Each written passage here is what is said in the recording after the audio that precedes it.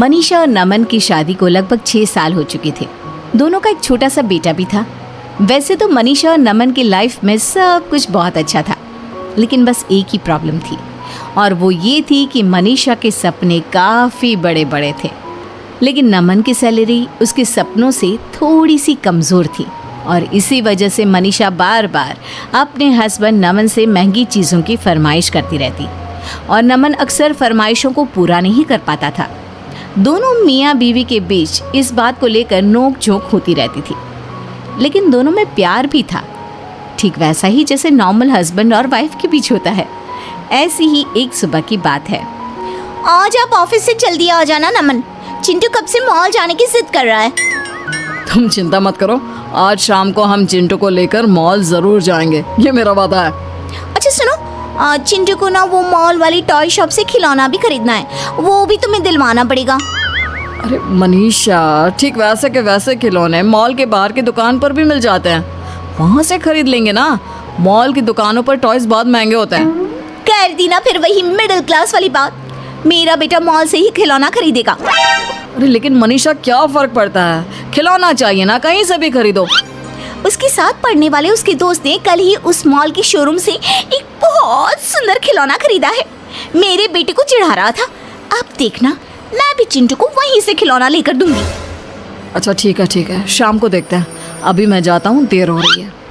शाम के वक्त मनीषा और चिंटू मॉल जाने के लिए तैयार हो जाते हैं, और नमन भी ऑफिस से आ जाता है। पापा अब मुझे मॉल लेकर चलेंगे ना?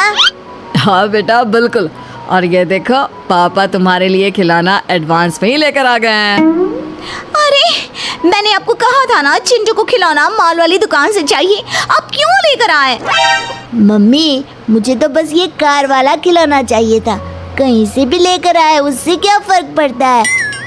देखो मनीषा, तुमसे ज्यादा समझदार तो तुम्हारा बेटा है, तुम भी ना। तुम दोनों बाप बेटी हमेशा मिडिल क्लास ही सोचना। अच्छा चलो, आप ज्यादा बातें मत करो। घर से बाहर आने के बाद, ये क्या नमन, तुमने मॉल जाने के लिए ऑटो बुलाया है? अरे तो और क्या करता मनीषा। अरे नमन, कम से कम एसी कैब तो बुलानी चाहिए थी। अब हम इस खटारा से ऑटो में बैठकर मॉल जाएंगे क्या? तभी पड़ोस वाले घर के बाहर आकर एक कैब रुकती है, और मनीषा की पड़ोसन नलिनी घर से बाहर निकलती है। क्या हुआ मनीषा, कहीं घूमने जा रही हो क्या? हाँ, वो क्या है ना, शॉपिंग करने के लिए मॉल जाना था। तुम तो जानती हो मैं छोटी मोटी दुकानों से शॉपिंग नहीं करती, इसलिए बस आज मॉल जाने का प्लान बनाया था। अरे मॉल से शॉपिंग करने जाती हो? लगता तो नहीं। अगर मॉल से ही शॉपिंग करने जाती हो तो ऑटो में बैठकर क्यों जा रही हो? कैब क्यों नहीं बुक करवाई? देख तो सही कितनी गर्मी है बाहर। इतना कहकर नलिनी वहां से चली जाती है। नलिनी के जाने के बाद, नमन, अब ना हमेशा मिडिल क्लास की मिडिल क्लास ही रहना। यहाँ मेरी पड़ोसन मेरी बेइज्जती करके चली गई। अब चलो ऑटो में बैठकर मॉल जाएंगे। अरे मनीषा, कब तक इस तरह दूसरों से अपनी तुलना करती रहोगी? तुम जानती हो ना, मेरी तनख्वाह ज्यादा नहीं है। कुछ दिनों बाद, नमन मेरी बात सुनो, वो नलिनी का बेटा है ना, वो बड़े स्कूल में पढ़ता है। उसकी जो स्कूल बस आती है ना, उसमें तो एयर कंडीशन लगा हुआ है। और एक हमारा बेटा देखो, छोटे से स्कूल में पढ़ता है, टूटी सी वैन में बैठकर जाता है।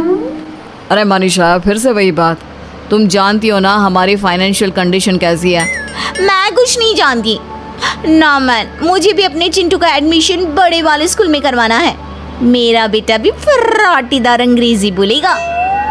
अरे मम्मी, अंग्रेजी तो मैं अब भी फर्राटेदार बोलता हूँ। मैं भी तो इंग्लिश मीडियम स्कूल में पढ़ता हूँ। क्या हुआ अगर मेरे स्कूल का साइज थोड़ा छोटा है? अरे चुप कर, तू बहुत बीच में पटर पटर बोलता है। एक तो तेरे पापा और ऊपर से तू कभी नहीं सुधर सकते।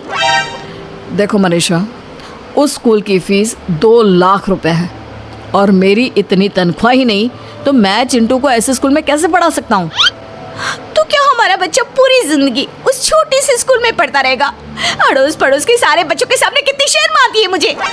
अरे मम्मी, मैंने कब कहा मुझे शर्म आती है?